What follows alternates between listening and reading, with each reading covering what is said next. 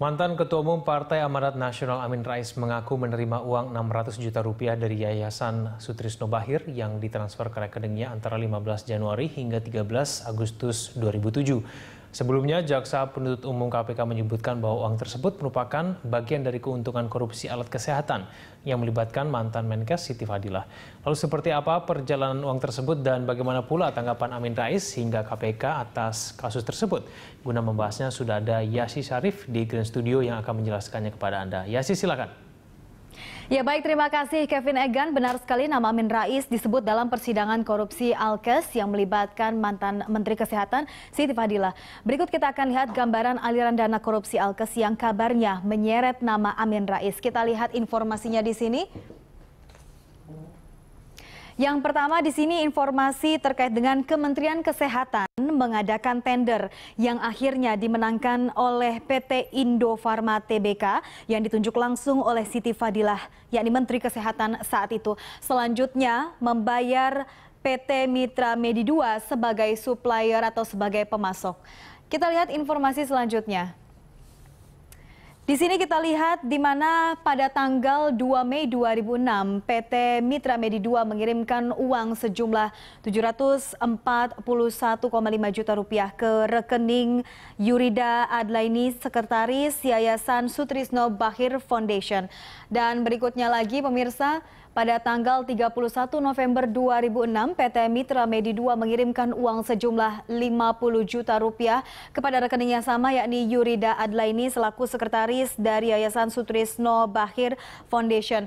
Dan berikutnya kita lihat di sini informasi di mana Yuki Syahrun sebagai ketua Yayasan Sutrisno Bachir meminta Yurida Adlaini untuk memindah bukukan sebagian dana kepada Nuki dan Tia yang selaku anak Siti Fadilah Supari, yakni mantan Menteri Kesehatan. Selanjutnya, sebagian uang tersebut dikirimkan kepada Amin Rais melalui rekeningnya sebanyak 6 kali dengan besaran masing-masing 100 juta rupiah.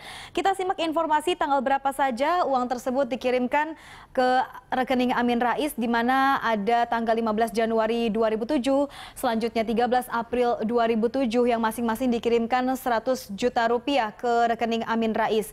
Berikutnya 1 Mei 2007 dan 21 Mei 2007 secara berkala. Kita lihat lagi di tanggal berikutnya ada 13 Agustus dan juga 2 November yang masing-masing seluruhnya dikirimkan 100 juta rupiah. Dan di sini kita lihat informasi bahwa sebetulnya penerimaan dana dari PT Mitra Medi 2 kepada Yayasan SBF yang kemudian sebagiannya ditransfer ke rekening pengurus DPP PAN telah sesuai dengan arahan Siti Fadilah untuk membantu PAN.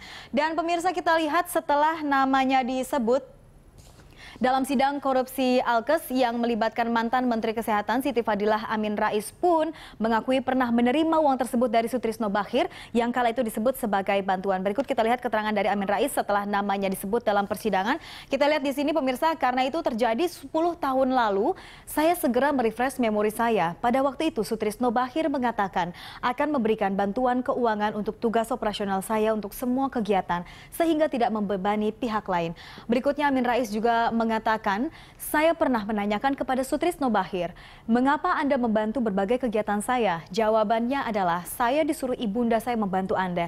Jadi ketika dia menawarkan bantuan tiap bulan, buat kegiatan operasional saya anggap itu adalah sebagai hal yang wajar. Dan selanjutnya, Amin Rais juga menyebutkan, nah, kalau kejadian 10 tahun lalu kini diungkap dengan bumbu-bumbu dramatisasi di media sosial dan sosial, tentu akan saya hadapi dengan jujur, tegas, apa adanya. Dan pemirsa, sementara juru bicara KPK Febri Diansyah menyebutkan ini akan mempelajarinya dan nantinya akan disampaikan hasilnya secara berjenjang. Kita lihat berikut keterangan dari Febri Diansyah.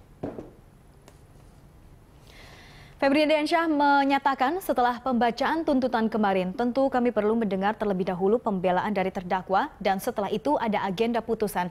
Kami akan simak dan pelajari dulu semua tentang fakta yang muncul di sidang tersebut.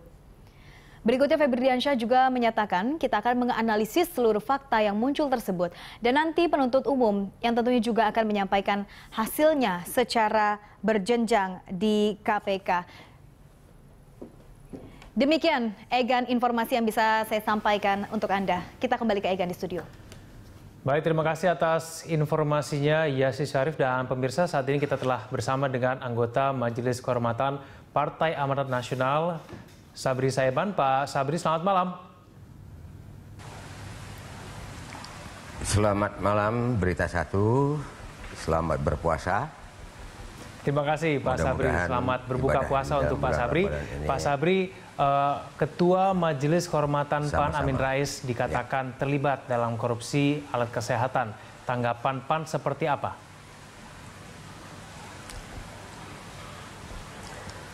Saya tidak mau bicara soal partai, karena ya saya sudah tidak lagi di dalam eksekutif partai ya. Yang kedua, kalau berbicara mengenai Amin Rais, beliau sahabat saya yang telah bergaul dengan saya lebih kurang 30 tahun. Sepak terjangnya saya tahu betul, dan beliau adalah seorang yang sangat konsekuen dan konsisten dengan ucapan-ucapannya. Oleh karena itu, kalau saya ditanya bagaimana tanggapan saya, tentunya saya tidak akan masuk ke ruang yang ke arah politik. Baik. Demikian.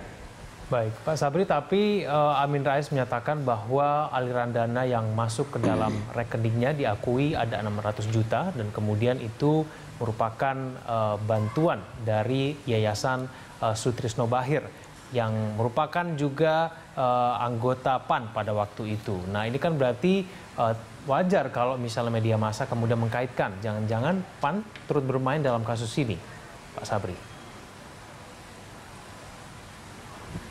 Ya, insya Allah sejauh yang saya tahu tidak ada hubungan langsung ya antara Menteri Kesehatan ya Siti Fadilah dengan Amin Rais. Saya tahu betul soal ada aliran dari Sutrisno Bachir ke Pak Amin, itu adalah sebuah pemberian dari seorang anak kepada orang tuanya. Karena Sutrisno Bachir pasti ya banyak mengetahui sepak terjang Amin Rais dalam kegiatannya sehari-hari, hingga apa yang diberikan itu menurut saya adalah wajar. Soal sumber dana yang dari mana datangnya, saya tidak tahu.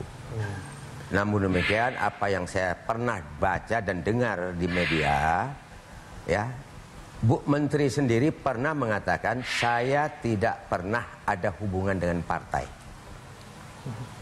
Amanat Nasional. Nah, oleh karena itu, ini testimoni saya, karena saya tahu betul siapa Amin Rais. Janganlah di dalam suasana bulan Ramadan ini kita melemparkan isu-isu yang negatif terhadap seseorang yang berakibat kepada gonjang-ganjing politikan nasional kita. Baik, Pak Sabri, sebelum Demikian. saya ke Lola di ICW, Pak Sabri, kalau misalnya memang ada begitu banyak orang yang katakanlah ingin membantu Amin Rais pada waktu itu, katakanlah untuk dana operasional, mungkin sepengetahuan Pak Sabri ada berapa banyak Pak pihak-pihak yang mungkin saja tidak hanya Yayasan Sutrisno Bachir, tapi kemudian mungkin yayasan-yayasan yang lain atau mungkin sesama kader partai. Apakah memang ini pola yang begitu jamak di dalam keadaan partai sendiri, semoga kemudian transfer dengan jumlah yang begitu besar itu sudah sering terjadi, Pak Sabri? Tanggapannya bagaimana? Begini ya, kalau soal transfer-mentransfer, saya tidak punya pengetahuan dan tidak mengetahui lah, kasarnya tidak mengetahui sepak terjang siapapun ya kepada Amin Rais. Tapi yang saya tahu, Amin Rais itu bukan seorang yang bisa ya digeser ke kanan atau ke kiri. Beliau itu adalah seorang reformis yang sama sekali tidak mau tahu apa yang akan menjadi persoalan orang lain. Tapi menyangkut kepentingan negara, dia pasti ya kalau diminta untuk menjadi saksi, dia akan pasti mau bukaan. Baik. Nah, oleh karena itu saya beranggapan ya kalau masalah ini juga mau diungkap, saya hakul yakin Amin Rais akan datangin siapapun untuk membuktikan apa yang telah terjadi pada diri dia dengan tuduhan-tuduhan yang ke arah negatif. Baik. Saya ke Mbak Lola sekarang, kalau kita cermati bahwa Amin Rais menyatakan bahwa ia tidak tahu asal dana itu, yang dia tahu itu datang dari Yayasan Sutrisno Bachir, itu untuk dana operasionalnya. Sekarang kalau menurut Anda, sekarang kewajiban dari Amin Rais itu seperti apa sekarang? Bagaimana ia membuktikan bahwa ia betul-betul tidak terlibat dalam hal tersebut? Karena kan kalau orang berbicara juga harus disertai dengan bukti apalagi kalau ini kasus hukum ya. Bagaimana Mbak Lola?